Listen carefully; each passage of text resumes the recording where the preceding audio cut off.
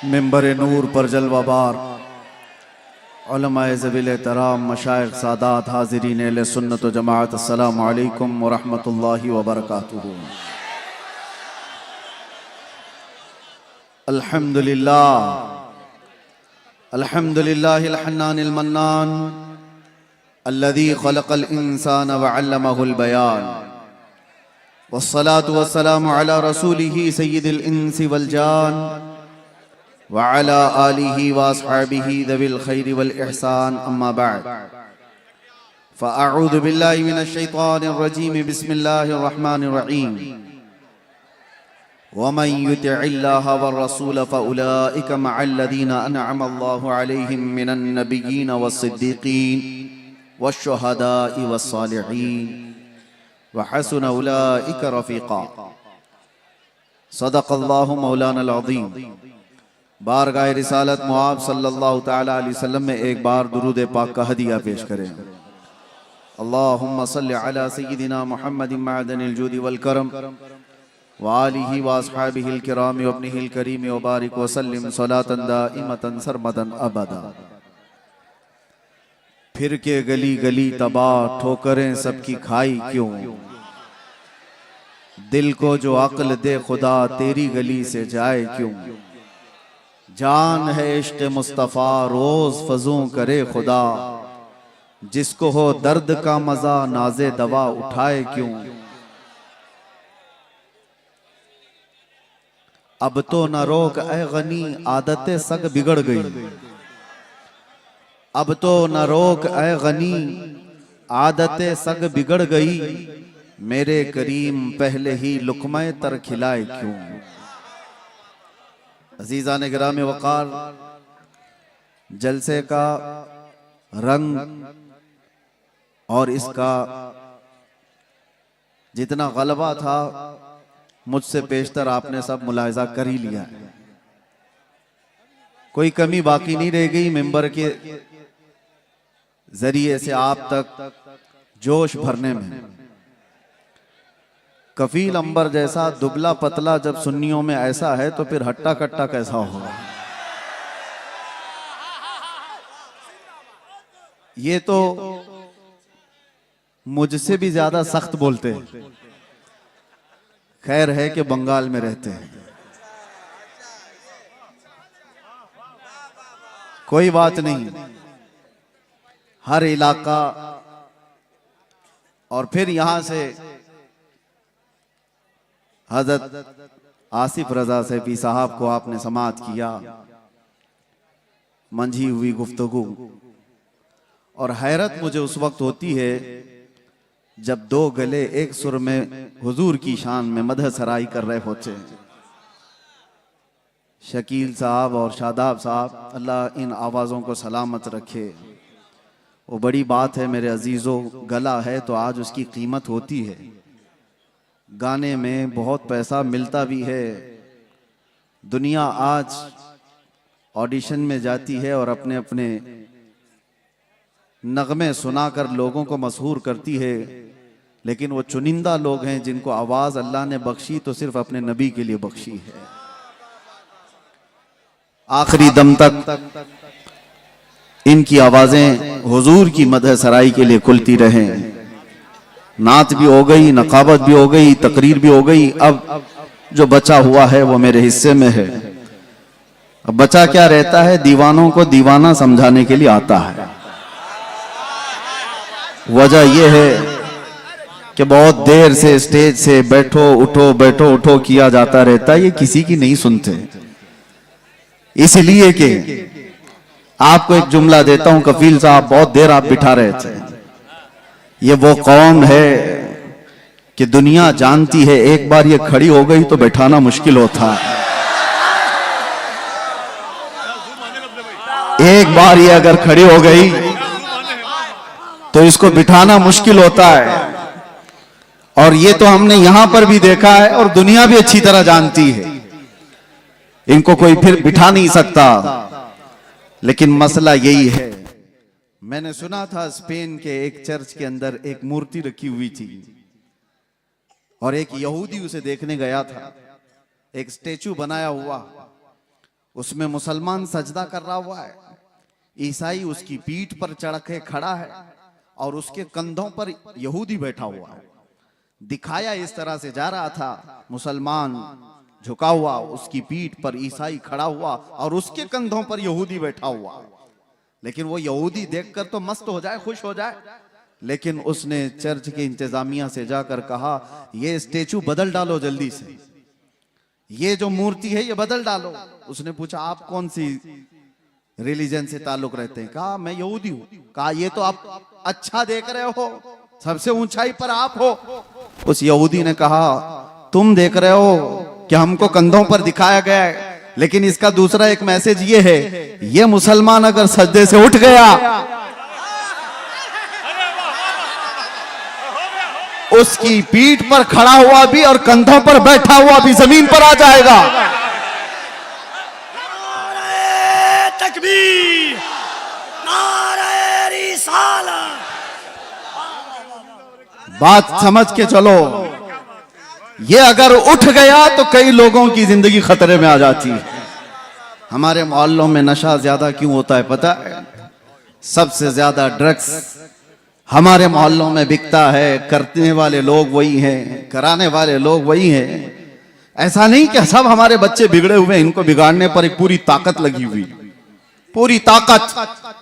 हमने 8 महीने बहुत करीब से देखा है, कौन कहां से सप्लाई करता है, किस तरह से मोहल्लों में पहुंचाया जाता है, सब बड़ी ताकतें भी इन्वॉल्व होती। लेकिन इसके पीछे का राज क्या है, इसमें भी दुनिया यही जानती है कि ये मोहम्मद अरबी को, ये शेरों को नशा में रखो। जिस दिन ये होश में आएगा तो कई लोग मदहोश हो जाएंगे। इनको होश में आने ना दो, इनको नशा का एडिक्ट बना करके रखो। ये चरस, गांजा, अफयून, कोकीन के दीवाने बनकर रहे। लेकिन मेरे अजीजों, दुनिया चाहे जितनी भी मेहनत कर ले, जितनी भी ताकत लगा ले, अगर अल्लाह ताला हमें दुनिया के भरोसे छोड़ दिया होता तो ये कौम कब के खत्म हो जाती। हमको मिटाने के लिए बड़ी बड़ी ताकतें हैं। रब्बे जुल जलाल ने उम्मत मोहम्मदिया को लावारिस नहीं छोड़ा, हमेशा रब हमारे साथ है। ये और बात है कि हमारे साथ आजमाइशें होती हैं। अल्लाह इस दीन की हक्कानियत की बुनियाद पर कयामत तक इसकी हिफाजत करता रहे। वरना आपको मैं बताऊं, एक बात मैं आपको बताऊं, 15-20 साल तक नशा दे देकर दुनिया ने इस कौम को सुलाने की कोशिश की। अरबों में भी देखो, उनको भी नशा दिया गया है। सिर्फ नशा चरस गांजे का ही नहीं होता, इंटरनेट का भी नशा है, और इसके जरिए से माल का भी नशा होता है, हुस्न का भी नशा होता है, मनसब का भी नशा होता है। ये सारे नशों में मुब्तला करके अरबों को सुलाया। और उसके बाद एक डॉक्टर साहब, बहुत बड़ी बात है, डॉक्टर जो है ना, वो जानते हैं अच्छी तरह से, किसी का ऑपरेशन करना होता है तो पहले उसे सुन्न किया जाता है। बगैर बेहोशी का इंजेक्शन दिए हुए सर्जरी नहीं करता डॉक्टर। अच्छा, डॉक्टर साहब से हमने पूछा, आपने इंजेक्शन तो दे दिया, बेहोशी का इंजेक्शन दिया है, लेकिन कब पता चलता है कि ये बेहोश हो गया? उसे कैंची मार के देखते हैं या उसको चूंटी काट के देखते हैं, हाथ पैर नहीं हिला रहा है तो समझते हैं कि बेहोश हो गया, अब काट पीट शुरू कर सकते हैं। ये ऑपरेशन थिएटर का उसूल है। इंजेक्शन मारो, फिर थोड़ी देर छोड़ दो और उसको हिला झुला करके देखो कि हरकत कर रहा है कि नहीं कर रहा है। और अगर हरकत कर रहा है तो अभी काट पीट नहीं चालू होगी, ऑपरेशन नहीं किया जाएगा। मेरे अजीजों, ये दुनिया इसी तरह सालों नशा में रखती है और उसके बाद चेक करके देखती है कि अभी होश में है या नहीं। और चेक करने का तरीका यह है कि किसी खबीसुन नफ्स को गुस्ताखी रसूल पर उभारा जाता है। नबी पाक सल्लल्लाहु ताला अलैहि वसल्लम की शान में कोई गुस्ताखी करता है, वो इसीलिए कराया जाता है कि कौम मुस्लिम, उम्मत मोहम्मदिया को देखें कि अभी ये होश में है कि मदहोश हो गए, हाथ पैर हिला रहे, आवाजें आ रही या सो गए। दुनिया देखती है। मैं और आलम की बात तो नहीं कहता, लेकिन मुझे फख्र है हिंदुस्तानी होने पर कि अल्हम्दुलिल्लाह यहाँ के बच्चे, यहाँ के मोहल्ले, यहाँ की आबादियां, इन्होंने नशा तो बहुत खिलाया है, लेकिन जब कभी किसी कुत्ते ने भौंका तो हर मोहल्ला खड़ा हो गया था, वाह वाह वाह हर आबादी खड़ी नजर आई। और फिर तुमने देखा है पूरे हिंदुस्तान में शुमाल से लेकर जुनूब तक, मशरिक से मगरिब तक एक नारा गूंजने लगा, लब्बैक या रसूल अल्लाह। भाई यार ये इस बात की अलामत थी कि नशा तो बहुत दिया, लेकिन हिंदुस्तानी मुसलमानों पर तुम्हारा नशा काम नहीं किया। ये आवारा तो हो गए मगर मेरे मुस्तफा के गद्दार नहीं हुए, गुनहगार तो हुए हैं। अजीजा ने गिराम वकार, कौम मुस्लिम को हर जगह पहचाना जाता है। बहरहाल मैं बैठा था आपके पास कुछ और पैगाम लेकर, मगर शादाब पैकर साहब के जो कलाम थे उन्होंने हमारी फिक्र खिताब को महमेज दिया। और फिर गुफ्तगू को हमने, जाहिर सी बात है हम नात सुनते हैं तो उछल कूद नहीं करते, हमारा मिजाज ये है कि नात सुनो तो ऐसे तसव्वुर में मदीना आ जाए, हुजूर की बारगाह में बैठने का एहसास हो जाए कि जब शायर ये कह रहा हो कि जब वो बेहिजाब हो गए, जब शायर ये कह रहा हो जब वो बेहिजाब हो गए, दिल की कसक को उन्होंने और ऐसा छेड़ा कि दिल फिर बेकाबू हो जाए। ये मंजर कब होता है पता है? मैंने गमों की रातें देखी हैं, अंधेरियों में अपनी माँ को नहीं पुकार सकते, बाप को नहीं पुकार सकते, हमें यकीन है कि हमारी आवाजें दीवार के बाहर तक भी नहीं जा सकती, लेकिन इतना दिल में एहसास था चाहे 70 कोठरियों में बंद हो आवाज मदीने तक तो जरूर जाएगी। ये यकीन था पुख्ता, और उस वक्त यही तलब थी जो ये कह रहे थे जब वो बेहिजाब हो गए, खार भी गुलाब हो गए, जो कांटे थे वो गुलाब बन गए। हम जैसे निकम्मों को किसने ये शोहरत दी है? ये हम जैसे नाहंजार लोगों को किसने ये मकाम दिया है कि लोग देखने के लिए खड़े हो जाएं? मेरे अजीजों, हमारा सोशल मीडिया प्लेटफॉर्म नहीं, या हमारे पब्लिसिटी के लिए किसी तरह के खर्चे हों, वल्लाह बिल्लाह तल्लाह हमने कभी शोहरत के लिए पैसे खर्चे नहीं किए और ना ही लोगों को इस्तकबाल के लिए खड़ा किया है। क्या बात है। हम तो इसके लिए कफील अंबर साहब को एक बार नहीं 10 बार बोल चुका हूं कि मिंबर पर मेरी तारीफ मत करो, स्टेज पर मेरी तारीफ मत करो, ये मिंबर रसूल है, सिर्फ रसूल की तारीफ हो। बादशाह के सामने फिर किसी वजीर की बात नहीं होती। जब बादशाह आजम की बात की जा रही है तो वजीरों की बातें नहीं की जाती। हम बारगाह मुस्तफा सल्लल्लाहु तआला अलैहि वसल्लम में, लेकिन मैं आपको इसलिए ये बात कह रहा हूं कि हमने ये जमा नहीं किया है, हमने पब्लिसिटी नहीं की है। ये जहां पर भी जाते हैं ये सिर्फ और सिर्फ वो अताए मुस्तफवी है। नबी कौनैन सल्लल्लाहु तआला अलैहि वसल्लम की अताएं हमने देखी हैं कि जब हम फकीरी में हो, गुर्बत में हो, और फिर ये पुकारें कि आका नजर करम हो जाए, तो फिर मामला वही होता है, आता है फकीरों पे उन्हें प्यार कुछ ऐसा, खुद भीख दें और खुद कहें मंगते का भला हो। जब वो बेहिजाब हो गए, खार भी गुलाब हो गए। ऐ नौजवानों, नशा अगर तुम्हारे मोहल्लों में आया है तो इसी शेर पर मैं गुफ्तगू कर दूं, इसी शेर पर मैं अपनी गुफ्तगू तमाम कर दूं। अगर तुमने चरस, गांजा, अफयून, कोकेन को करीब से देखा हो या आवारा लोगों ने तुम तक ये माल पहुंचाया हो, तो ये वो धतूरा है जिसको इस्तेमाल करने के बाद इंसान अपनी माँ और बेटी और बीवी में फर्क नहीं महसूस कर पाता। वो अपनी बेटी और बीवी में फर्क नहीं कर पाता।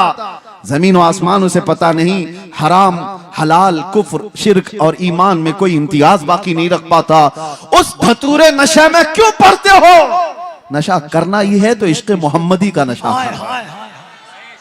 आओ एक तड़प आज यहां से ले चलो, एक तलब लेकर के जाओ। आज इस जलसे में आए हो ताजदार मदीना सल्लल्लाहु तआला अलैहि वसल्लम की इस महफिल में आए हो, बहुत मांगा होगा तुमने अल्लाह करीम की बारगाह में, औलाद भी मांगी होगी, तिजारत भी मांगी होगी, और तुमने अपने घर बार के बीमारों की शिफा मांगी होगी। कौन ऐसा मोमिन है जो दुआओं से दूर रहता है? कुछ न कुछ रोज मांगता है, लेकिन क्या ही अच्छा होता वो मांगते जो शहजादा आला हजरत ने मांगा था। क्या मांगा था मुफ्ती आजम ने? यूं मांगा था, कुछ ऐसा कर दे मेरे किरदिगार आंखों में, हमेशा नक्श रहे रूए यार आंखों में। उन्हें न देखा तो किस काम की है ये आंखें कि देखने की है सारी बहार आंखों में। ये तलब लेकर के जाओ, ये तड़प यहां से लेकर के जाओ कि अल्लाह अगर जिंदगी के चंद अय्याम मेरे बाकी हैं तो इन खीरा निगाहों ने, इन आंखों ने दुनिया की रंगीनियां बहुत देखी हैं, दुनिया की रानाइयों से ये ओप चुकी हैं। मौला अब इन रंगों को खत्म कर और जमाले मुस्तफा अता कर दे, इन आंखों को दीदारे मुस्तफा की तरफ दे दो मेरे अजीजों। फिर होता ये है कि ये लज्जत ऐसी जिंदगी में तुम्हारे इनकलाब लाती है कि ऐरा गैरा नत्थु खेरा किसी को तुम्हारे आंखों में जचने की हिम्मत भी नहीं होगी, किसी की तरफ तुम्हारी नजरें नहीं उठेगी।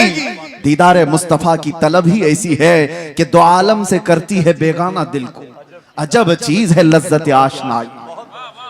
और इसी को फाजिल बरेलवी ने कहा था, इमाम इश्क मोहब्बत की बारगाह में किसी शख्स ने गुलाब लाकर तोहफे में पेश किया। गुलाब, हमें भी गुलाब दिए जाते हैं, लेकिन एक आशिक सादिक कैसा होता है, गुलाब लिया और कहा ये तो वो गुलाब है, सुबह खिलता है शाम में मुरझा जाता है। मैं उस गुलाब से मोहब्बत करता हूं जो कभी नहीं मुरझाता। और फिर गुलाब देख करके कहना शुरू कर दिया, सरताब कदम है तने सुल्तान जमन फूल, लब फूल, दहन फूल, बदन फूल, सकन फूल, वल्लाह जो मिल जाए मेरे गुल का पसीना, मांगे न कभी इत्र न फिर चाहे दुल्हन फूल। क्या बात रजा उस चमनिस्तान करम की, जहरा है कली जिसमें हुसैन और हसन फूल। फूल पर पूरी नात लिख दी।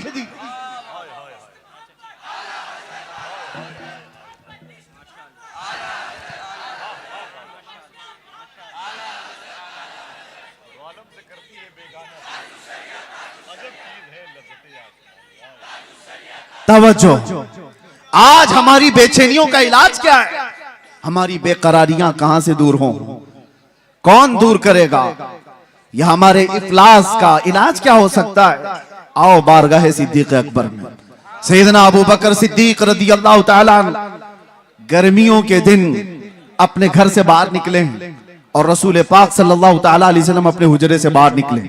ऐन इत्तेफाक उसी वक्त नबी पाक सल्लल्लाहु ताला अलैहि वसल्लम बाहर आए।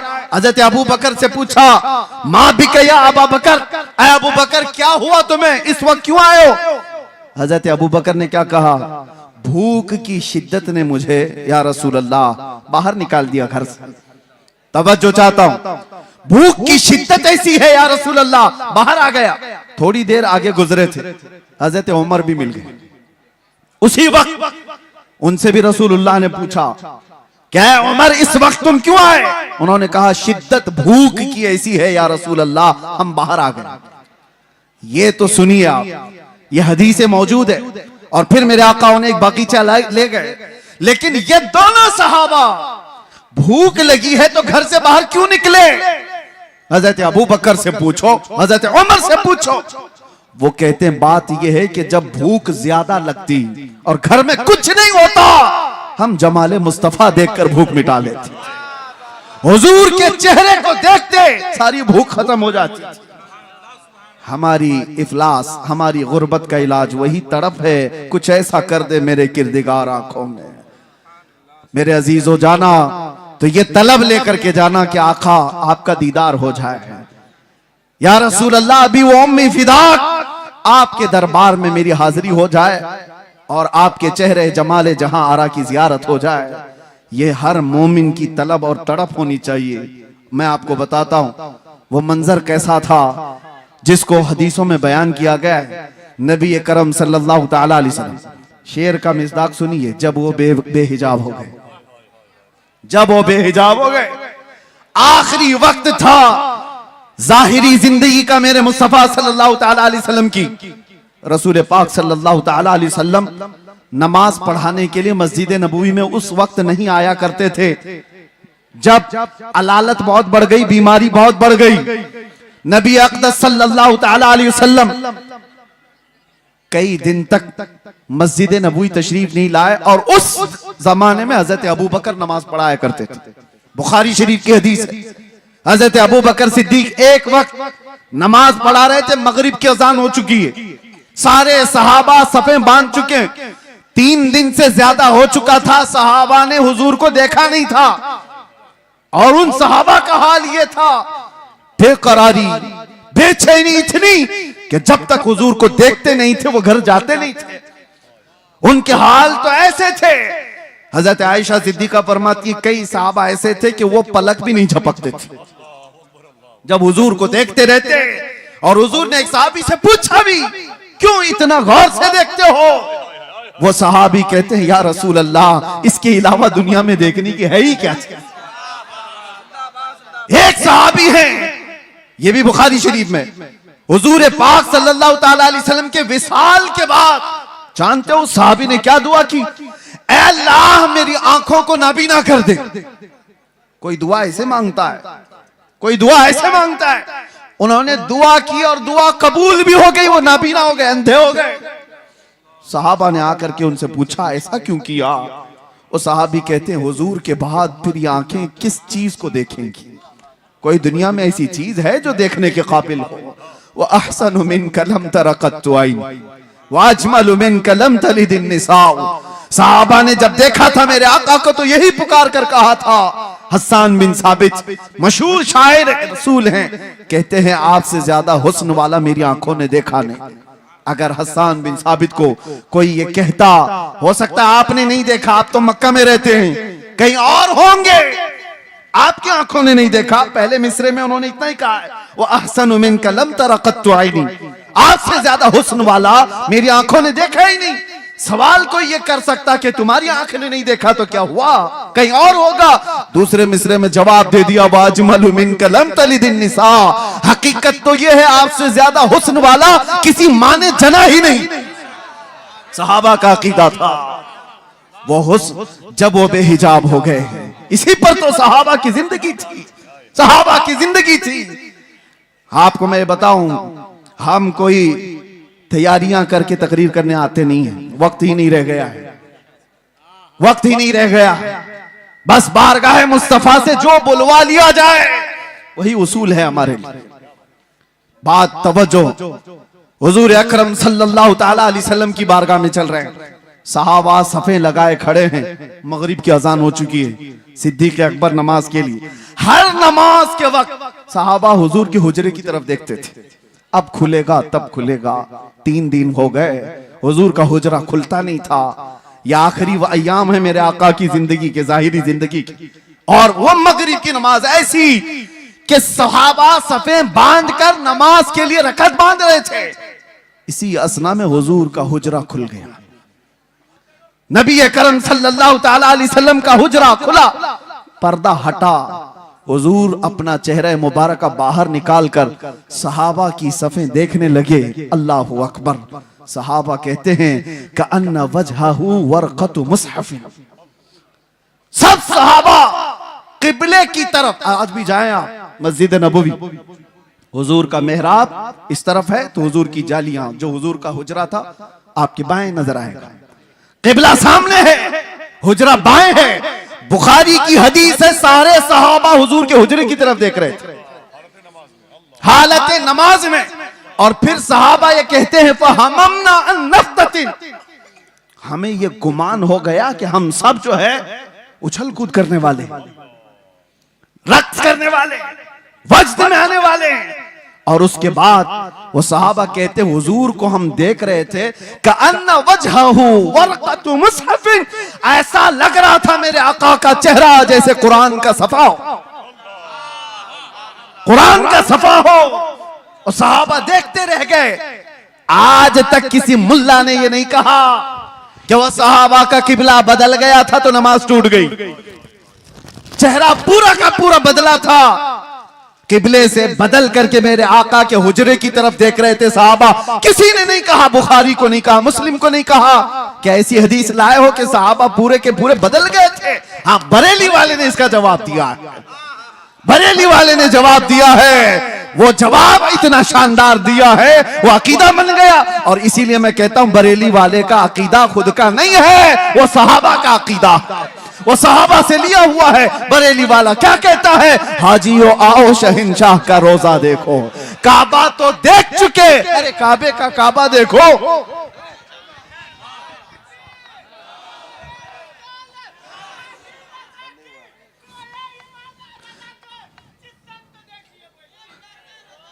तवज्जो, मेरे आका सल्लल्लाहु ताला अलैहि वसल्लम की तरफ हालत नमाज में सहाबा देख रहे हैं।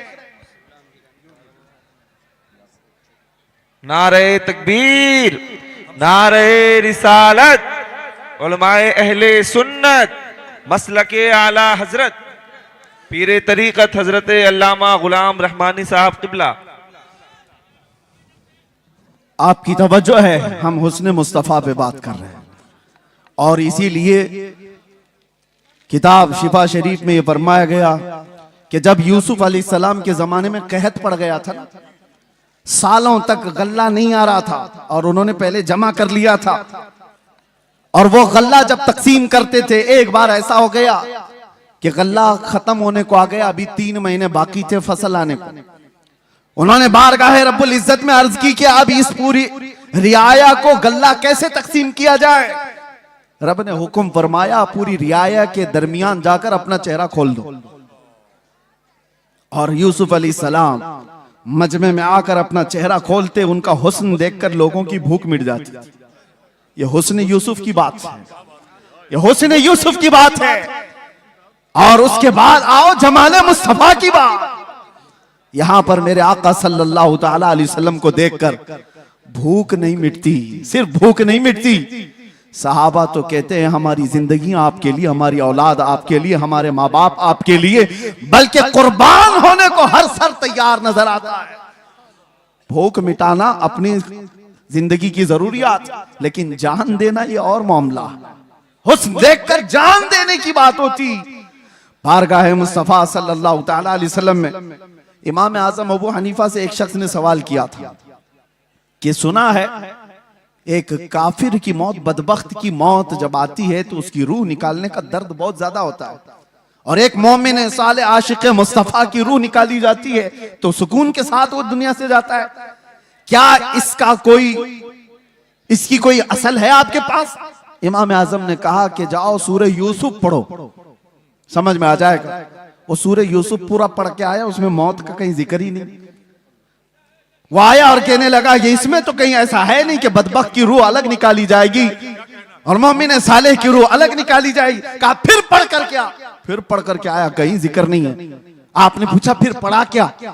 उसने कहा यूसुफ और जुलेखा का वाकया पढ़ा, पूरा यूसुफ और जुलेखा का वाकया पढ़ा। कहा क्या वाकया पढ़ा? कहा यूसुफ अलैहिस्सलाम बड़े हसीन थे और जुलेखा उन पर फिदा हो गई थी। औरतें जब ताना देने लगी शहर की, जुलेखा ने एक दावत की और उसमें औरतों को बुलाया और सबके हाथों में एक तेज चाकू दिया और लीमू दिया और फिर यूसुफ को बुलाया और सब औरतों से कहा लीमू काट दो। औरतों के हाथों से लीमू गिर गया, 4 उंगलियां कट गई।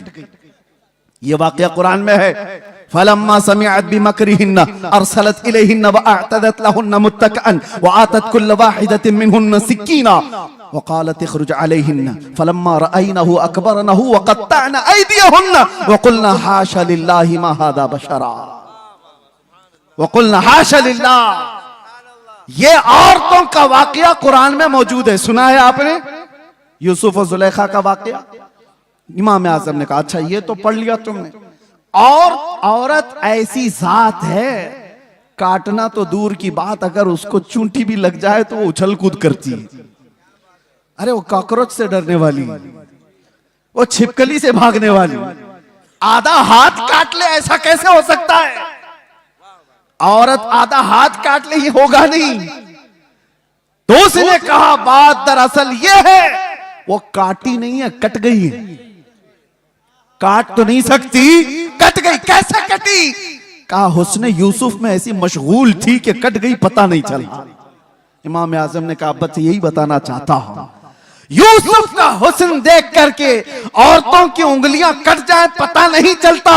तुमने सवाल किया आशिक मुस्तफा की रूह निकलने में दर्द नहीं होता? बात यही है, रूह निकलने का वक्त होता है तो रूह निकालने वाला फरिश्ता बाद में आता है, ताजदार मदीना पहले आते हैं। उसके सिराने मेरे आका तशरीफ लाते हैं। इधर वो मुस्तफा के जमाल को देख रहा है, उधर मलकुल मौत रूह निकाल रहा है। अरे वहां हुस्न यूसुफ पे कटने वाली उंगलियों का दर्द नहीं था, यहां हुस्न मुस्तफा पे निकलने वाली रूह का कोई दर्द नहीं होता। जब वो बेहिजाब हो गए, बस जिंदगी में एक बार हो जाए जिंदगी में एक बार हो जाए। इसी को आला हजरत ने कहा था। इन्होंने जो शेर का थोड़ा सा टुकड़ा कहा है, आला हजरत ने भी यही तमन्ना किया है, उठा दो पर्दा दिखा दो चेहरा कि नूर बारी हिजाब में है, जमाना तारीक हो रहा है कि महर कब से नकाब में है। ये आला हजरत के इस शेर की तर्जुमानी है। उठा दो पर्दा दिखा दो चेहरा कि नूर बारी हिजाब में है और जमाना तारीक हो रहा है कि महर कब से नकाब में है। अजीजा ने गिरामी वक़ार, हमारी भी ये तमन्ना हो बारगाह मुस्तफा में। मैं तो ये पढ़ता ही हूं रोजा कि मेरे आका आओ कि मुद्दत हुई है तेरी राह में अखियां बिछाते बिछाते, तेरी यादों में तेरी हसरतों में बड़े दिन हो गए घर सजाते सजाते। सुना है आप हर आशिक के घर तशरीफ लाते हैं, मेरे घर में भी हो जाए चरागा। ये तमन्ना लेकर के जाओ। वो सहाबा की जिंदगियां मैं थोड़ी सी मिसाल में बता दूं। वो देखते तो क्या देखते थे, उनकी तलब क्या थी। एक दिन रसूलुल्लाह सल्लल्लाहु अलैहि वसल्लम ने मस्जिद में खड़े होकर के कहा, तुम्हारी दुनिया में से अगर कोई चीजें मुझे पसंद है तो तीन है। हुब्बिबा इलैया मिन दुनियाकुम सलासा, तुम्हारी दुनिया में से मेरे पास तीन चीजें पसंद हैं। पूछा क्या है वो तीन चीजें। मेरे आका सल्लल्लाहु अलैहि वसल्लम फरमाते हैं, जुइलत कुर्रतु ऐनी फिस सलाह, नमाज में मेरी आंखों की ठंडक है। अन्निसाउ वत्तीब, औरतें और खुशबू मुझे पसंद है। हुजूर अकरम सल्लल्लाहु तआला अलैहि वसल्लम ने दुनिया की चीजों में ये तीन बयान फरमाई। अबू बकर सिद्दीक वहां खड़े थे। उनसे पूछा गया, इस दुनिया में तुम्हें भी कोई चीज पसंद है? उन्होंने कहा तीन चीजें पसंद है। तवज्जो, तीन चीजें। अबू बकर सिद्दीक कहते हैं, पहली चीज अन्नज़रु इला वजहि रसूलिल्लाह, पहली चीज रसूलुल्लाह के चेहरे को देखना। और फिर पूछा दूसरा क्या है? वह इन्फाक़ु माली अला रसूलिल्लाह, दूसरी चीज मुझे पसंद है तो मेरा माल सिर्फ हुजूर के लिए खर्चा हो, सिर्फ हुजूर के लिए खर्चा हो। पूछा गया तीसरी क्या पसंद है? वह अन यकूना इब्नती तहत रसूलिल्लाह, मुझे तीसरी चीज पसंद है कि मेरी बेटी हुजूर की ज़ौजियत में रहे। कुल मिलाकर के उनका असासा हुजूर की जात है। इसको इकबाल कहता है, बमुस्तफा बरसा खैश के दी हमाउस्त गरबऊ न रसीदी तमाम बुल हबीब, अपने आप को नबी के कदमों तक पहुंचा दे, यही दीन है। अगर वहां तक नहीं पहुंचा तो जिंदगी अबू लहब की तरह है। ये सिद्दीक अकबर की जात ने बताया। उनसे पूछा गया दुनिया में तीन चीजें क्या पसंद है? वो कह तो सकते मेरा बेटा मुझे बड़ा पसंद है, और कोई चीज दुनियावी एतबार से घुड़सवारी पसंद है, तैराकी पसंद है, तीर अंदाजी पसंद है। अरे तीन ही चीजें पसंद है और तीनों का मतमह नजर हुजूर की जात। कहते हैं पहली चीज रसूलुल्लाह के चेहरे को देखना, दूसरी चीज मेरा माल पूरा का पूरा हुजूर के लिए खर्चा हो, तीसरी चीज मेरी बेटी रसूलुल्लाह के निकाह में।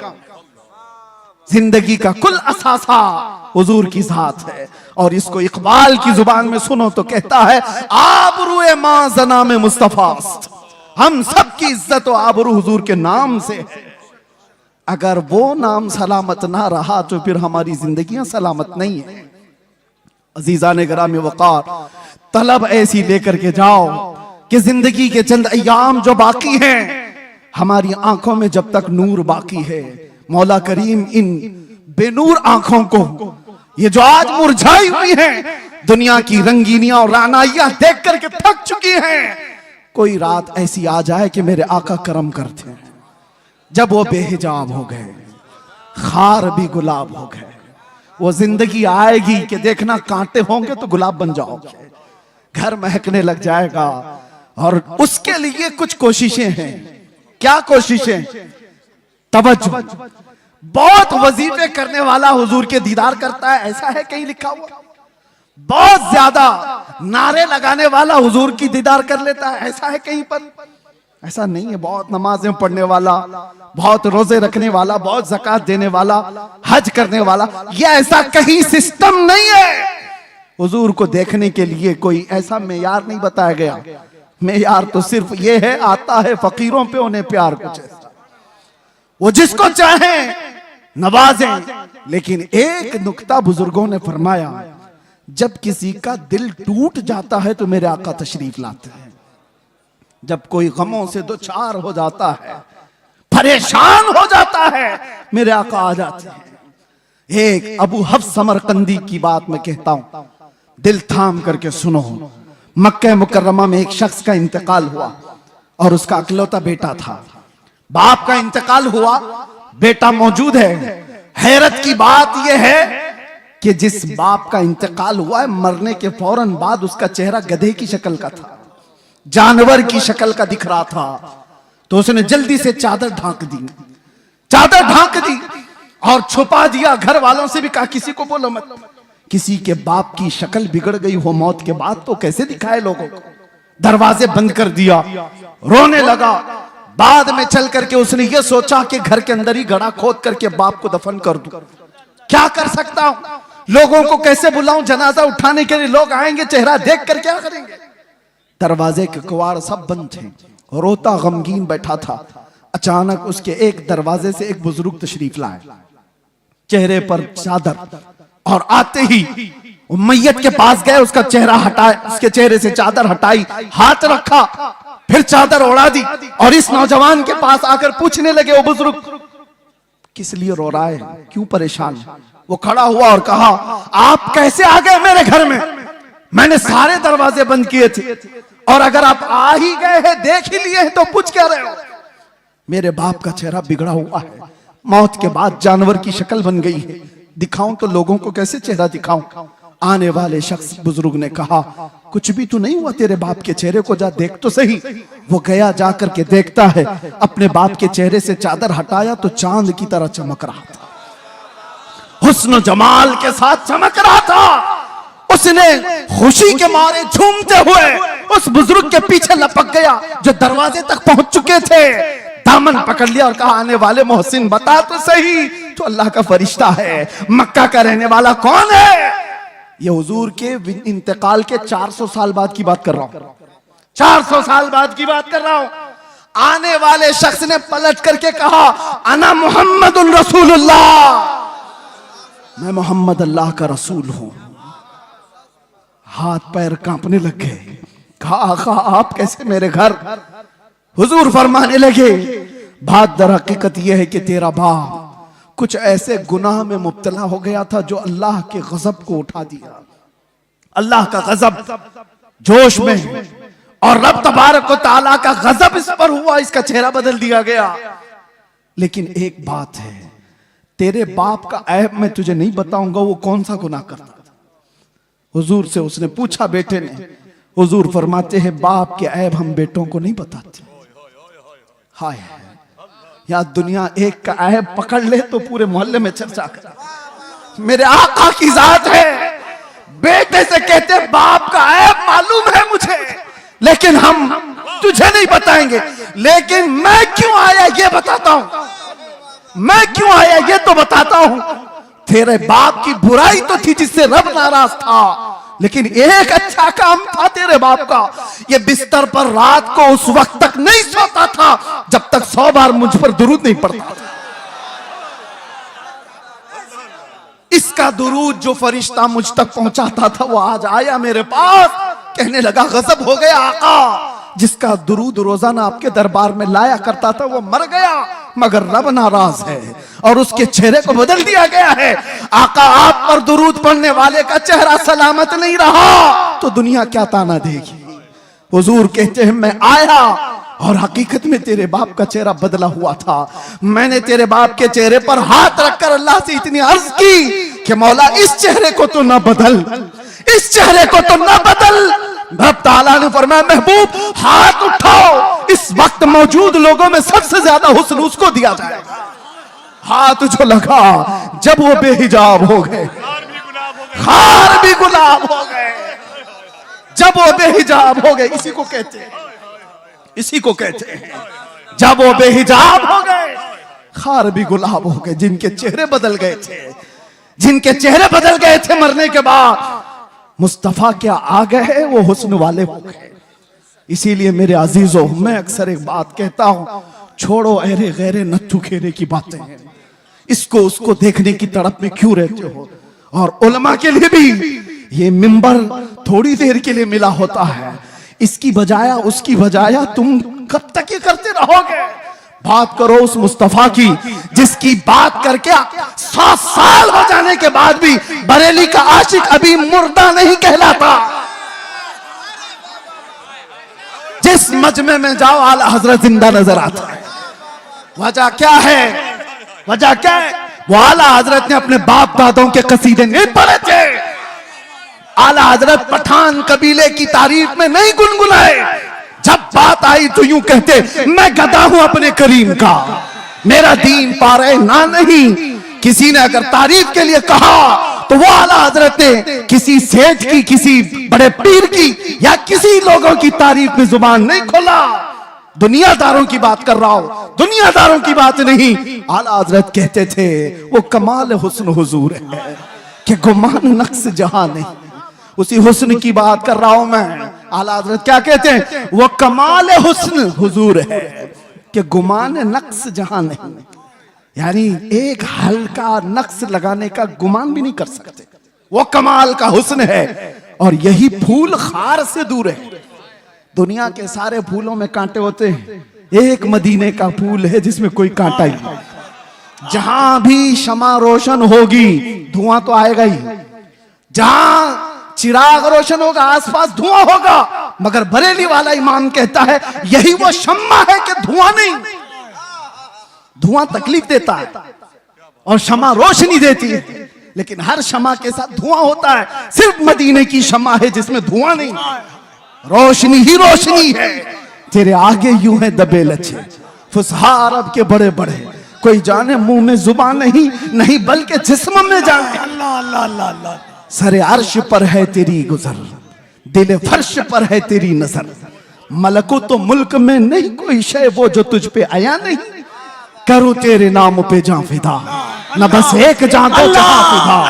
तो जहां से भी नहीं जी भरा, करूं क्या करोड़ों जहां नहीं। नारे तकबीर, नारे रिसालत, कलामे आला हजरत, इश्क़ मोहब्बत, इश्क़ मोहब्बत, इश्क़ मोहब्बत, इश्क़ मोहब्बत, बस्ती बस्ती करिया करिया। और एक बात, आज यहां पर खड़े होकर के आप कपिल साहब से सुन रहे थे, किसी का नाम मत लो, किसी कुत्ते का नाम हमारे मिंबर से नहीं लिया जाता। गुस्ताखे रसूल उसका नाम भी नहीं लेता मैं। लेकिन एक बात मैं बताऊं, कितनी दिन किया गुस्ताखी, कितने दिन तेरी हयात। ऐसे कीड़े हर जमाने में आ गए, फना हो गए, लेकिन हस्सान बिन साबित अब भी जिंदा है। हाय हाय हाय हाय। काब आज भी जिंदा है। शरफुद्दीन बूसीरी आज भी कसीदे के साथ जिंदा है। हाँ, उन कुत्तों के नगमे सुनाओ जरा जो हुजूर पे भौंकते थे। अबू लहब के कलमे क्या थे? अबू जहल के जुमले क्या थे? उतबा शैबा के जुमले क्या थे? इन गुस्ताखों का जमाने में थोड़ा बहुत चर्चा हुआ होगा, लेकिन कलमे किसी को याद नहीं। क्या गालियां देते थे किसी ने महफूज नहीं किया। आज भी जो बोला गया वो महफूज नहीं रहेगा। कल की हमारी नस्ल को पूछो, क्या कोई दिल्ली से कुत्ता भौंकता था? वो कहेंगे होगा कोई, हमारे जमाने में तो नहीं। क्या कलमे थे वो भी नहीं मालूम। बच्चे भी ये कहेंगे फना हो जाएंगे, लेकिन रहेगा यूं ही उनका चर्चा रहेगा। और कौन जिंदा रहता है? कौन जिंदा रहता है? जो जमाले मुस्तफा का जिक्र करता रहता है। जो डूब गया वो जिंदा है। आज मैं बताऊं आपको, सादी शिराजी और हाफिज शिराजी, साद और शरफुद्दीन बूसीरी, ये वो लोग हैं जो अपने कलाम के साथ जिंदा है। अरे पढ़ो आज तो आज भी वजद आता है। मुहम्मदुन सय्यदुल कौनैन वस्सक़लैन वल फरीक़ैन मिन उर्ब व मिन अजमी, नबियुनल आमिरुन नाही फला अहदुन अबर फी क़ौलि ला मिनहु वला नअमी, हुवल हबीबुल्लज़ी तुरजा शफ़ाअतुहु लिकुल्लि हौलिन मिनल अहवालि मुक़्तहिमी, दआ इलल्लाहि फल मुस्तमसिकून बिही मुस्तमसिकून बिहब्लिन गैरि मुनफ़सिमी, या अक्रमल खल्क़ि माली मन अलूज़ु बिही सिवाका इंद हुलूलिल हादिसिल अममी, वलन यदीक़ रसूलल्लाहि जाहु कभी इदल करीम तजल्ला बिस्मि मुंतक़िमी, फ़इन्न मिन जूदिक दुनिया व ज़र्रतहा व मिन उलूमिक इल्मल लौहि वल क़लमी, या नफ्सु ला तक़नती मिन ज़ल्लतिन अज़ुमत इन्नल कबाइर फ़िल ग़ुफ़रानि कल्लममी, लअल्ल रहमत रब्बी हीन यक़सिमुहा तअती अला हसबिल इस्यानि फ़िल क़िस्मी, या रब्बी वजअल रजाई गैर मुनअकिसिन लदैक वजअल हिसाबी गैर मुनखरिमी वल्तुफ बिअब्दिक फिद्दारैन इन्न लहू वल्तुफ बिअब्दिक फिद्दारैन इन्न लहू औ थुम्मा रिदा अन अबी बकर व अन उमर व अन अली व अन उस्मान ज़िल करम सादिन सईद जुबैर तलहत व अबी उबैदा व इब्न औफ आशिरिल करम वल आहली वस्सहबी थुम्मा ताबिईन लहुम अहल तुक़ा वन नुक़ा वल हिल्म वल करम या रब्बी बिल मुस्तफा बल्लिग मक़ासिदना वग़फिर लना मा मज़ा या वासिअल करम। ये किसने कहा था पता है? शरफुद्दीन बूसीरी। लकवा मार चुका था, फालिज हो चुका था, जिस्म हिलता नहीं था और डॉक्टर लाइलाज करार चुके थे और बिस्तर पर सोते तो चमड़ी लग जाती थी।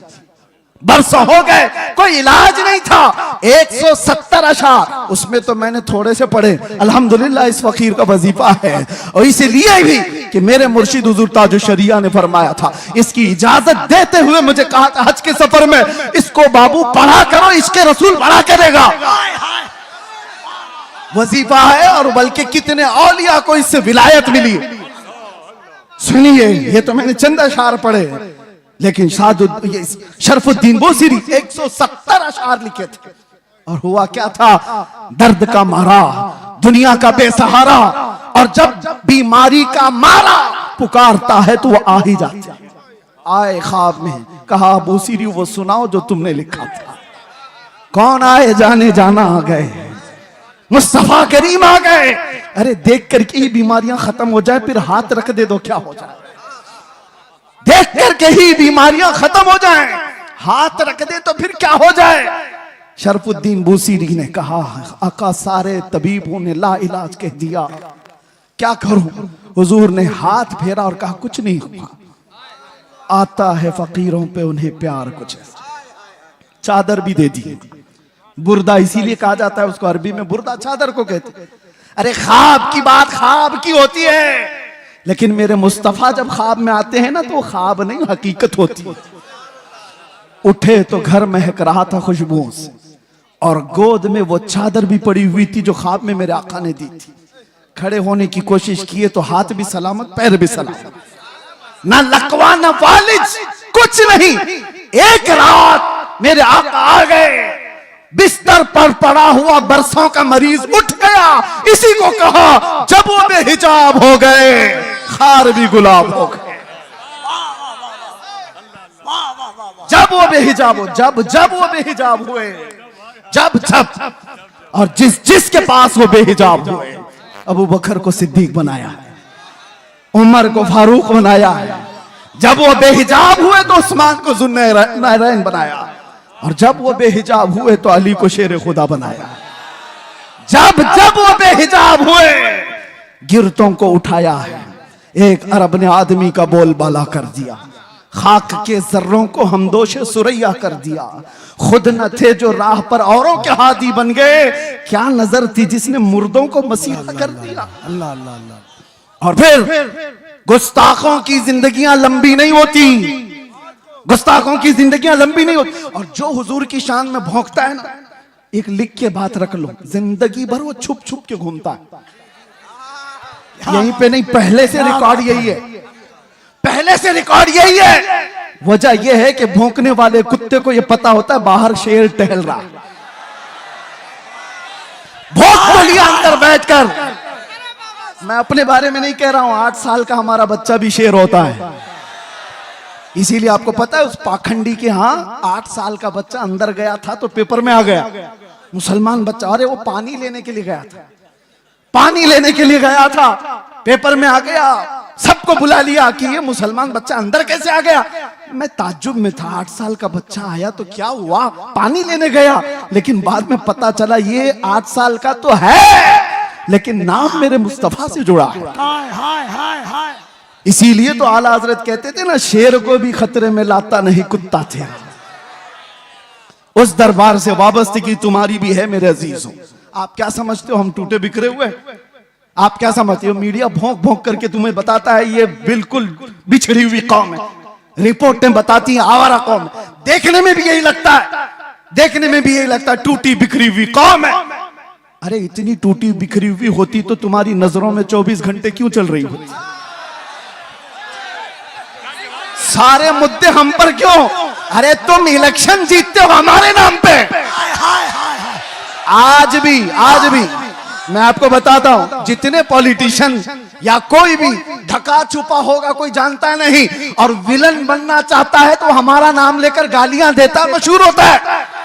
तुम्हें फेम के लिए भी हम चाहिए, मीडिया वाले तुम्हारी दुकान के लिए भी हम चाहिए। वाह वाह वाह, क्या कहने, वाह। कि तुम बिखरे हुए हो कौन कहता है? बात यह है कि तुम्हें नर्वस बना दिया गया, तुम्हें नाउम्मीद कर दिया गया। दुनिया को पता है ये सोए हैं। निकल करके सहरा से जिसने उलट दिया था तख्ते रोमा को, सुना है कुदसियों से मैंने कि वो शेर फिर होशियार होगा। इसलिए दुनिया ये जानती है कि ये बेदार हो गए।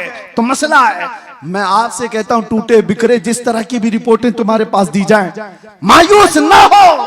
अल्लाह ने तुम्हारे पास आज भी इश्क रसूल की दौलत दे रखी है। ये दौलत वो है जो कायनात की सबसे बड़ी दौलत है। और इसीलिए मैं कहता हूं आ जाओ सारी जगहों से समेट करके। आज इंटरनेट तुम्हारी आंखों को खरीदना चाहता है, तुम्हारे अखलाक का कत्ल करना चाहता है। और यहाँ लड़कियां तुम्हारे सामने नंगी नचा करके तुम्हारे ईमान का सौदा कराना चाहता है। है अजीज हो, इन चीजों के लिए तुम्हारी आंखें नहीं है, इन चीजों के लिए तुम्हारी आंखें नहीं। खालिद बिन वलीद एक लश्कर लेकर के एक किले के फतह करने के लिए गए थे और ईसाई मुकाबला करने को तैयार नहीं थे। मुहासरा कई दिन तक चला। बाद में ईसाई पादरी ने चाल क्या चली थी, आकर के खालिद बिन वलीद से कहा हम लड़ेंगे नहीं, आप अपनी फौज को लेकर 3 दिन के बाद बाजार से गुजरते हुए हमारे किले तक आ जाइए, सही सलामत आ गए तो चाबियां आपके हवाले। खालिद बिन वलीद ने शर्त मंजूर कर ली, मगर उन खबीसों ने चाल ये रची थी 3 दिन के अंदर सारे मुल्क से हसीन तरीन लड़कियों को आधे कपड़ों में लाकर बाजार में खड़ा कर दिया, दौलत के अंबार बिछा दिए। क्योंकि उन ईसाइयों को मालूम था खालिद बिन वलीद के साथ जितनी फौज आई है ये सब जवान लोग हैं। भड़कता हुआ नफ्स नौजवानों के साथ होता है और नौजवान जल्दी बिकता है तो औरत पर या दौलत पर। और ईसाइयों ने ये रच दिया था।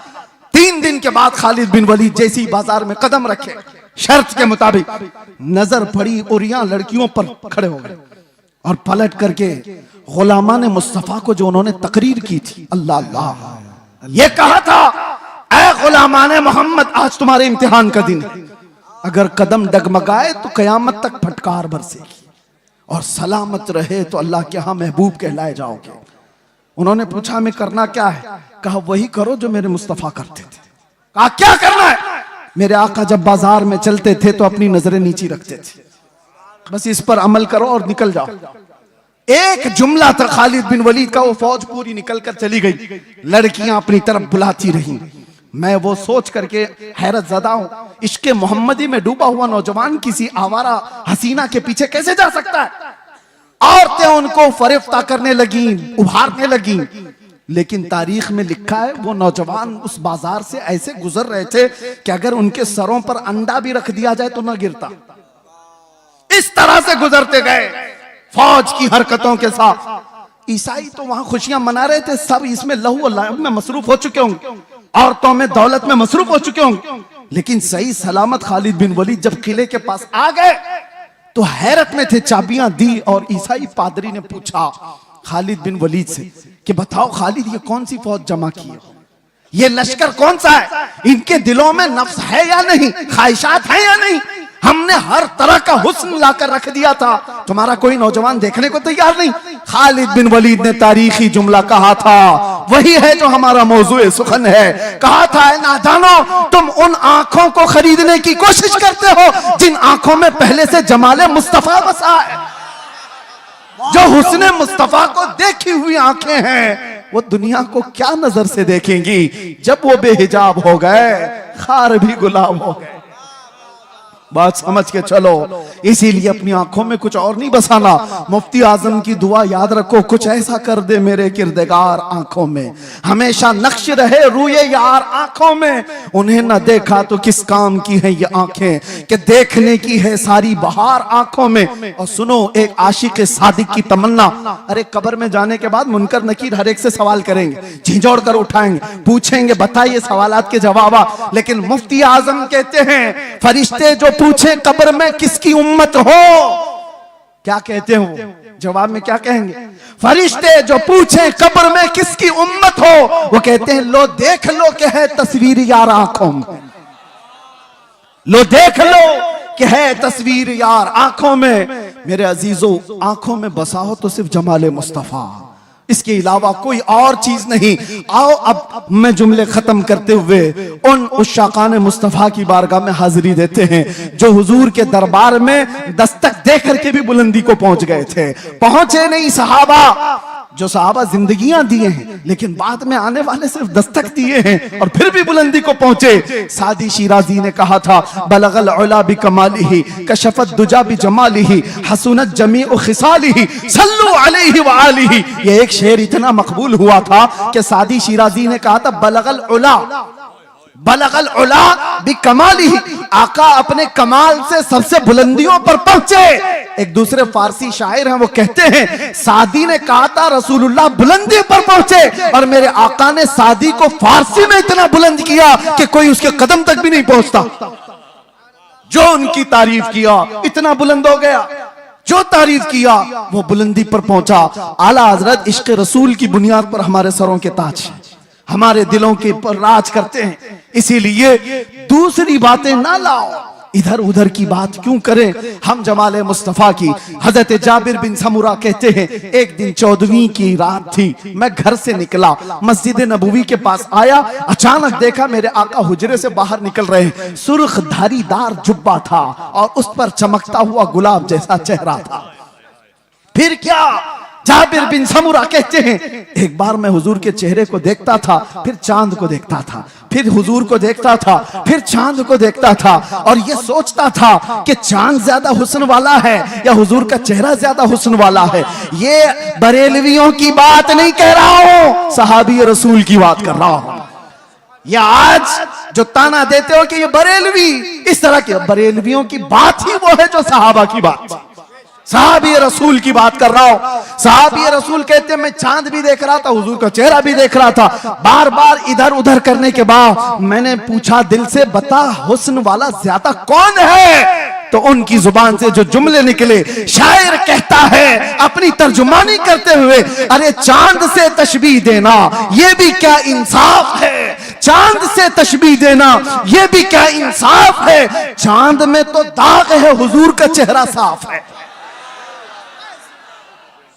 चांद में तो दाग है, हुजूर का चेहरा साफ है। ये सहाबा का अकीदा था, ये सहाबा का मामूल था।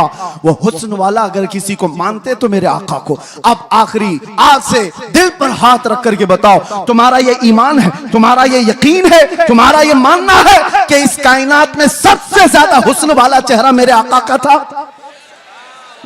सब मानते हो? ईमान है सबका, यकीन है सबका।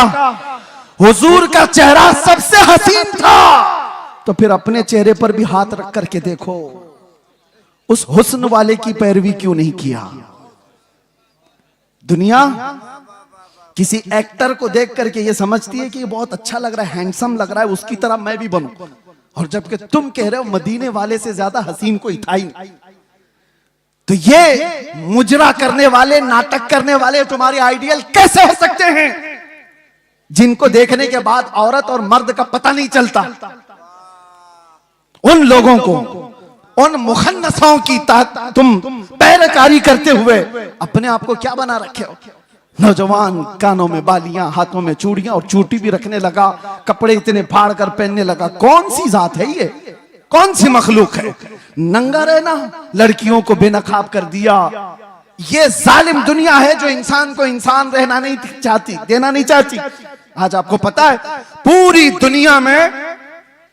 दुनिया में हुकूक का ढिंडोरा पीटने वाले इंटरनेट पे आज देख रहे होंगे एप्स्टाइन फाइल। क्या है ये, क्या है ये? ये सब दुनिया के जालिम चेहरों की छुपी हुई तारीकियां। सब ताकत वाले नंगे हैं, तुम उनके पैरोकार ना हो। ये सब बड़े बड़े कुर्सियों पर बैठे हुए अंदर के रेपिस्ट हैं, अंदर के जिनाकार हैं, और ये दुनिया को सबक पढ़ाते हैं अमन का, ये दुनिया को सबक पढ़ाते हैं अखलाक का। आओ अखलाक की बात और हुस्न की बात करें तो ताजदार मदीना की बात, यहां जो कहा जाता है वो किया जाता है। यह नहीं है कि कुर्सी संभालने के बाद कुछ और कहा जाए और अमल कुछ और किया जाए। बारगाह मुस्तफा में आओ ऐ नौजवानों। मैं इसीलिए दर्द दिल के साथ पूछ रहा हूं, ये तकरीर कोई सजाई भी नहीं कह रहा हूं, दर्द दिल के साथ पूछ रहा हूं। एक तरफ तुम कहते हो हुस्न वाला वो चेहरा था, फिर तुम्हारा चेहरा क्यों नहीं? तुम हुस्न वाली की पैरवी क्यों नहीं कर रहे? दाढ़ी तुमको चुभती क्यों है? दाढ़ी तुमको डसती क्यों है? तुमको बुरी क्यों लगती है? इसलिए ना कि दुनिया वालों ने ताना देना चाहा कि मुल्ला बन गया, मौलवी बन गया, उनसे डर करके तुमने अपने आप को औरत बनाने के चक्कर में फंस गए। यानी कल को अगर ये तुम्हें कहने लग जाए कि तू बकरा लग रहा है, कपड़े उतार दे, तो नंगे घूमोगे। दुनिया जो कहेगी उस पर अगर अमल करते चले जाओ तो एक दिन ये नंगा बना कर रखेगी, कुत्ता बना कर रखेगी। इसीलिए हम कहते हैं तुम शेर हो, कुत्तों की चाल न चलो। तुम्हें अल्लाह ताला ने खैर उम्मत बनाया, तुम्हें अल्लाह ताला ने खैर उम्मत बनाया। देखना है तो मुजरा करने वाले, नाटक करने वालों को ना देखो। हमारे नौजवान का कोई आइडियल हो सकता है तो खालिद बिन वलीद है, हमारे नौजवानों का आइडियल हो सकता है तो सलाहुद्दीन अय्यूबी। आप उनको देखो, अरे जीने में मजा कुछ और आ जाए, जीने में मजा कुछ और आ जाए। आप अरे गैरे नथु खेरे बुज़दिलों के वाकयात पढ़ोगे तो वैसे बीमार हो जाओ। रसूलुल्लाह के जानिसारों की तारीख पढ़ो, अरे फिर हर दर्द भूल जाओगे, हर तकलीफ आसान हो जाएगी। इसीलिए हम कहते हैं सहाबा की बात ये थी। आज जैसे कफील साहब ही कह रहे थे, हजरत फिर आप वैसे बोलने लग गए, थोड़ा सा संभल के बोलिए, क्योंकि घुमा फिरा के हमारी तकरीर में कहीं ना कहीं कुत्ता आ ही जाता है। लेकिन मुझे बताओ, है भी तो एक मखलूक ना। कुत्ते को कुत्ता ना कहूं तो टॉमी बोलूं? आप मुझे बताइए, कुत्ते को कुत्ता ही तो कहा जाएगा। लेकिन किसी को तकलीफ होने लग गई तो हमें उसका क्या लेना देना? अगर आप ये बताएं, ये कह रहे थे थोड़ा सा, मैं आपसे ये कहता हूं मेरे अजीजों, हम कानून के खिलाफ नहीं जा रहे, लेकिन बात अगर मेरे मुस्तफा की इज्जत की आएगी तो हम किसी आसपास की सरहद को नहीं देखते। हम अतराफ में घेरने वाली लाइनों को तोड़ देते हैं, इसलिए कि इंसान की फितरत है, कानून में भी मौजूद है। किसी की मां को गाली देकर किसी ने उसकी गैरत जगाई, या उसकी बीवी को पकड़कर उसकी गैरत जगाई, बदले में उसने मार दिया है, तो कानून भी ये कहता है इंसानी फितरत है, ये गैरत में बेकरार होकर मारा है, इंसानी गैरत होती है। मैंने ये पढ़ा है बहुत सारे कानूनों में, फिर पता चला अरे इंसान को मां की गैरत हो सकती है, बीवी की गैरत हो सकती है, हजार माओं से ज्यादा मोहब्बत करने वाले रसूल के लिए क्यों नहीं हो सकती? हमारी गैरत रसूलुल्लाह के लिए क्यों नहीं हो सकती? और इसीलिए कहा है हमारे सहाबा ने जो हमें मसलक दिया था वो यही था, वो सारी गैरत रसूलुल्लाह के लिए रखते थे, मेरे आका के लिए। एक साहबी है जिनका बाप मुनाफिक था, अब्दुल्ला बिन उबई, उसने हुजूर को सिर्फ इतना, हुजूर के सहाबा को इतना कहा था, ये जिल्लत वाले लोग हैं जो मदीने में आ गए, हम इज्जत वाले लोग हैं और हम इन जलीलों को निकालेंगे मदीने से। उसने झगड़े में ये बात कही थी, मुनाफिक था। गज़वा बनु मुस्तलक से लौटने के बाद बेटे ने सुन ली, बेटे को पता चला कि बाप ने ऐसी बातें की है, तो बेटा आया और उसके बाद मदीना एंटर होने से पहले बाप का रास्ता रोककर खड़ा हो गया। कहा तुमने ये कहा रसूलुल्लाह के सहाबा को कि ये हिजरत करके आए हुए मक्का वाले जलील लोग हैं, हम मदीने वाले इज्जत वाले लोग हैं, हम इनको जलीलों को निकालेंगे। बाप ने कहा अरे तू मेरा बेटा है, तू पूछ रहा है? हाँ पूछूंगा, इसलिए कि अब तू मेरे बाप की मंजिल पर नहीं, गुस्ताख सहाबा की मंजिल पे, रसूलुल्लाह के जानिसारों की गुस्ताखी। कहा रास्ता छोड़ दे। बेटे ने कहा कसम रब्बे जुल जलाल की, उस वक्त तक तुझे मैं मदीने में दाखिल होने नहीं दूंगा जब तक तू अलल ऐलान ये नहीं कहेगा कि मैं जलील हूं, रसूलुल्लाह के सहाबा इज्जत वाले।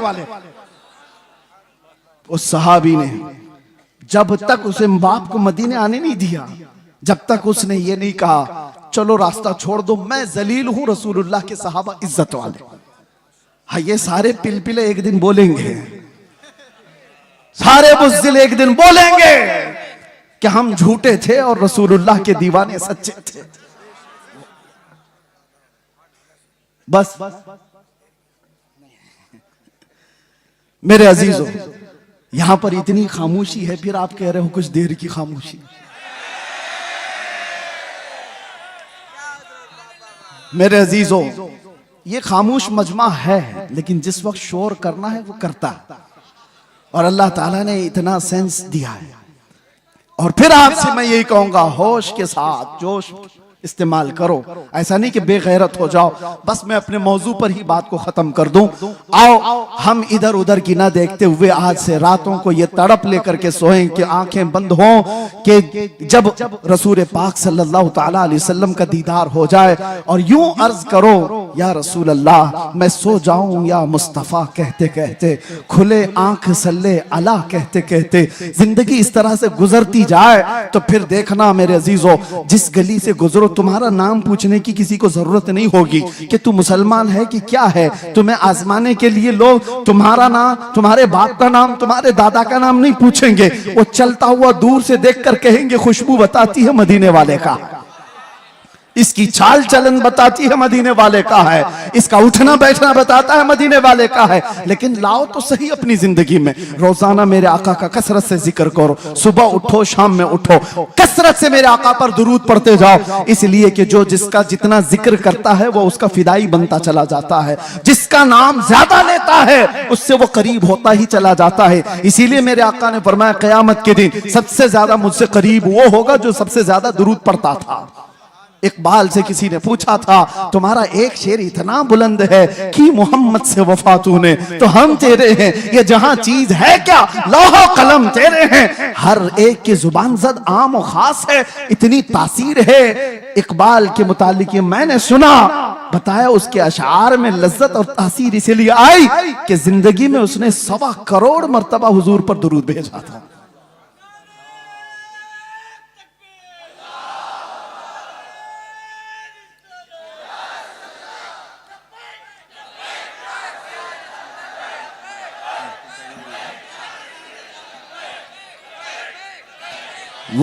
बस वक्त की यहाँ पाबंदी नहीं है, मुझे उन्होंने वक्त के लिए नहीं कहा है, लेकिन बात मेरे मुस्तफा की आए तो नौजवानों को इतनी बात याद रखनी चाहिए। हम सबसे ज्यादा माँ बाप भाई बहन रिश्तेदार सारी दुनिया से ज्यादा हुजूर से जब तक मोहब्बत ना करे ईमान कामिल नहीं।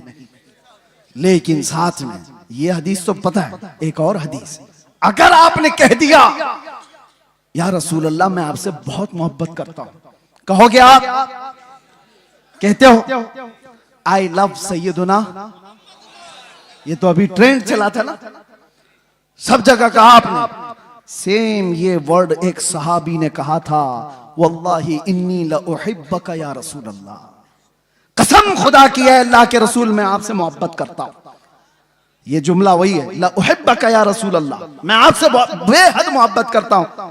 हुजूर ने क्या कहा, उन्जुर माजा तकूल, सोच के बोल क्या कह रहा है। समझ रहे हैं, अभी आपने कह तो दिया हम हुजूर से मोहब्बत करते हैं, मगर हुजूर कहते हैं सोच के बोल क्या कह रहा है। फिर उन्होंने वही जुमला कहा, कसम खुदा की है अल्लाह के नबी मैं आपसे बहुत मोहब्बत करता हूं। हुजूर फिर फरमाते हैं उन्जुर माजा तकूल, सोच क्या बोल रहा है। 3 बार उस सहाबी ने कहा तो मेरे आका जानते हो क्या कहते, हुजूर फरमाते हैं अगर तू अपनी बात में सच्चा है तो इंतजार कर, मुसीबतें इतनी तेजी से आएंगी जैसे पहाड़ से पानी आता है। हाँ, मोहब्बत रसूल का दावा करना सिर्फ हलवा पराठा खाने का नाम नहीं, बैठ कर नारे लगाने का नाम नहीं, ये शहादत गहे उल्फत में है कदम रखना। लोग आसान समझते हैं मुसलमान होना, हाँ तुम्हें इन तमाम मराहिल से गुजारा जाएगा। उलमा भी इस चीज के लिए तैयार रहे कि हमने हुजूर के नाम पर रोटियां बहुत खाई, इज्जतें बहुत कमाई, जो कुछ भी मिला है मेरे आका के नाम पर मिला है। लोग मेरी जो तारीफ कर रहे मौलाना कि जेल काट करके आ गए हुजूर के नाम पर, इज्जते रसूल के नाम पर, ये कुछ नहीं था, उशरे अशीर भी नहीं कहा जा सकता। वो अइम्मा इज़ाम है। हजरत मोहम्मद बिन हसन अस्करी 20 साल जेल में रहे, इमाम मूसा काजिम 7 साल जेल में रहे, जहर देकर के जेल में ही मारा गया। जेल से जनाजा निकला है। इमाम अहमद बिन हंबल ने 300 कोड़े खाए जिससे रीढ़ की हड्डी झुक गई। उन्होंने मोहब्बत मुस्तफा में ये सब बर्दाश्त किए। फिर आज हम ये कहते हैं मसलहत का पर्दा देखो, हिकमत की चादर में छुपे रहो। मैं पूछता हूं, मैं जो बात कहने जा रहा था बीच में डिस्कनेक्ट हुई। एक सवाल मुझे बताओ, आज मुझे भी नसीहत करो, मेरे भी बच्चे हैं छोटे से, मेरा भी घर बार है, मेरे भी रिश्तेदार, मेरी माँ है, भाई बहन है, सबको दर्द होता है। लेकिन जो लोग नसीहत करते हैं कि बच्चों का ख्याल करो, घर का ख्याल रखो, बीवी बच्चों का, माँ बहनों का ख्याल रखो, उनके आंसू से देखो, मैं पूछता हूं वो बद्र में जाने वाले सहाबा के क्या बच्चे नहीं थे? उहद में मेरे आका के साथ जाने वालों की बहनें नहीं थी? उनका खानदान नहीं था? सबका खानदान था, बल्कि था तो ऐसा था, एक जवान शहीद होकर गिर गया उहद के मैदान में। मदीने की खातून दौड़ती हुई आई हुजूर की बारगाह में, कहा सुना है मेरा जवान शहीद हो गया, अगर आप इजाजत दें तो उसकी लाश देखूं। एक बेटा मरा है, आप इजाजत दें तो मैं उसकी लाश देखूं। कहा जा इजाजत है। वो आती है तो जानते हो, उस नौजवान का जुब्बा उठाकर के पीठ पे हाथ फेरती है और उसके बाद फिर पलटाती है लाश और सजदे में गिर जाती। देखने वाले सहाबा ने पूछा, माई क्या कर रही हो शहीद बच्चे के साथ? सुनो तवज्जो के साथ जो कहते हैं, घर बार भी देखो। वो खातून कहती है, जब मेरा लाल निकल रहा था मैंने इसे नसीहत की थी कि बेटा अगर हुजूर पर कोई सख्ती आ जाए, जंग भारी पड़ जाए तो पीठ फेर कर भागना मत, अगर भागते हुए मारा गया तो मैं अपना दूध भी माफ नहीं करूंगी। मां ने कहा था हुजूर को छोड़ करके जाते हुए मारा गया तो मैं दूध नहीं माफ करूंगी। और फिर मुझे पता चला उहद के मैदान में जंग सख्त हो गई थी, लोगों के पांव उखड़ गए थे, कुफार गालिब आ गए थे। मेरा दिल डोलने लगा, कहीं मेरा बच्चा भागा हुआ तो नहीं हुजूर को छोड़कर। मैं दौड़ती हुई आई, रास्ते में किसी ने कहा नहीं शहीद हो गया है। फिर बेचैनी बढ़ी, भागते हुए तो नहीं मरा, भागते हुए तो नहीं मरा। मैदान में सिर्फ मुझे यही देखना था कि हुजूर को छोड़कर भागते हुए तो नहीं मरा था। आकर के मैंने लाश को पलटकर पहले उसकी पीठ पर हाथ फेरकर इसीलिए देखा कि पीछे से तीर तो नहीं लगे। अल्लाह का शुक्र बजा लाते मैं सजदा कर गई, इसलिए कि मेरा बेटा मरा है, सारे जख्म सीने पर लेकर मरा है। ये दो आलम से करती है बेगाना दिल को, अजब चीज है लज्जत आशनाई। लोग ये कहते हैं हम मसलहतें और हिकमतें क्यों नहीं देखें? जरूर अल्लाह ने फरमाया तदबीर करो, लेकिन जब मेरे मुस्तफा की बात आए तो सहाबा भी तो आइडियल है। बताओ मुझे कहने वालों, मेरी जिंदगी की क्या वकात? मैं कौन सा अहम आदमी हूं जो बच जाऊं तो लोगों का भला हो?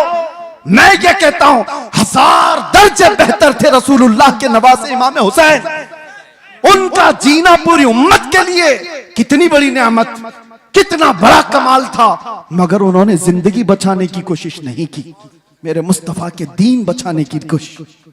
जब वक्त पड़े नौजवानों समझौते में ना जाओ, कल क़यामत के दिन तुमसे भी पूछा जाएगा। तुम जिसके हुस्न के दिलदादा थे, मोहल्लों में बैठ करके नारे लगाते थे, आका की बारगाह में जब भी मदीने जाता हूं तो रोना आता है इस बात को लेकर के कि कहीं मैं सलाम करूं और ये ना पूछा जाए उस जगह से आ रहा है तू जहां से रोज मुझे गालियां दी जाती है। डर लगता है आज भी, इसीलिए हमारे जज्बात बेकाबू होते, इसलिए हम ज्यादा बोलते हैं, तल्ख लहजे में इसीलिए बोलते हैं, सख्त लहजे में इसीलिए बोलते हैं। बारगाह मुस्तफा में जाने के बाद शर्म से पानी पानी होते हैं, क्या कहें। हकीकत बात है मेरे अजीजों, हमने कोई दिफा नहीं किया, कोई मुसीबतें नहीं उठाई, बहुत मिठाइयां खाई, बहुत अच्छे खाने खाए हैं, अच्छी जगहों पर रहे हैं। उनके बाद पर जिन्होंने तकालीफ उठाई वो सहाबा का मामला था, वो सहाबा का मामला था। उनको कुरान ने यूं ही नहीं कहा रज़ियल्लाहु अन्हुम व रज़ू अन्हु। हजरत अबू हुरैरा कहते हैं एक जंग में हम ऐसे गए थे हुजूर के साथ कि हमारे पैरों के पूरे नाखून उखड़ गए थे, पैरों में हमने कपड़े बांधे थे, ग़ज़वा ज़ातुर रिक़ा उसको कहा जाता है, पैरों के अंदर पूरे नाखून उखड़ गए थे। उस वक्त हुजूर ने पूछा था जो जाना चाहे पीछे जा सकता है। सहाबा ने जोश में कहा था आका आप तो यहां तक लाए, मुल्क यमन तक भी आप ले जाए, हम पीछे पलट कर नहीं देखेंगे, पीछे पलट कर नहीं देखेंगे। वो सहाबा थे जो मेरे आका के लिए जीते थे। उनका जीना मरना सब कुछ रसूलुल्लाह के लिए था। और फिर उन्होंने ये ऐलान किया था आका की बारगाह में कि या रसूल अल्लाह, एक साहबी हैं, उनके हाथ की नस कट गई और खून बहता हुआ हुजूर के जिस्म पर आया था, हुजूर के जिस्म पर। और जब हुजूर पाक सल्लल्लाहु अलैहि वसल्लम उनके हाथ पर हाथ रखकर पट्टी करने लगे, अरे दर्द के मारे तलवार का जख्म खाया हुआ आदमी बिलबिलाता है। वो मुस्कुरा रहे थे, जंगे खंदक में मुस्कुरा रहे थे। हुजूर ने देखा और कहा क्यों मुस्कुराते हो? कहा या रसूल अल्लाह, कुल्लु मुसीबतिन बादक जुललुन, आपके होते हुए हर मुसीबत छोटी है, हर जख्म हल्का है। जब वो बेहिजाब हो गए, खार भी गुलाब हो गए, बस देर इस बात की है कि एक दिन वो आ जाए, मेरे आका बेहिजाब हो जाए, इस प्यासी उम्मत की बेताबी मिट जाएगी। यकीन जानो मेरे अजीजों, किसी और की तलब ना रखो। आज के दिन तुम्हें उठाने वाला आपको ये आएगा नहीं। हो सकता है नोचने वालों की तादाद ज्यादा है, तुम्हारे जेबों पर नजर रखने वालों की तादाद ज्यादा है। यहाँ लूट खसोट की दुनिया चल रही है, हर कोई अपने अपने हलकों के चक्कर में पड़ा हुआ है। एक बात याद रखो, छोड़ो ये सारे तमाशे, बारगाह मुस्तफा की तरफ लो लगाओ। इस बेताब उम्मत का, बेकरार उम्मत का इलाज इतना ही है, आका इन आवारा आंखों को एक बार दीदार अता कर दो, अपने हुस्न में महव कर दो, ताकि अब आंखें बेकार ना जाएं, हसीनाओं के चक्कर में हम गुमराह ना हो। फिर दुआ करते हुए जाते हैं, चमक तुझसे पाते हैं सब पाने वाले। या रसूल अल्लाह, मेरा दिल भी चमका दे, मेरा दिल भी चमका दे, मेरा दिल भी चमका दे, चमकाने वाले। बरसता नहीं देख कर अब्र रहमत, हम बदों पर भी बरसा दे, बरसाने वाले। मैं मुजरिम हूँ आका, मुझे साथ ले लो, कि रस्ते में है जा बजा थाने वाले, कि रस्ते में है जा बजा थाने वाले। आका अभी वो उम्मी फिदा का या रसूल अल्लाह, तलब है तो सिर्फ एक ही तलब है। सुना है आप हर आशिक के घर तशरीफ लाते हैं, मेरे घर में भी हो जाए चरागा, मेरे दिल में भी हो जाए चरागा। लब्बैक या रसूल अल्लाह, लब्बैक या रसूल अल्लाह, लब्बैक या रसूल अल्लाह।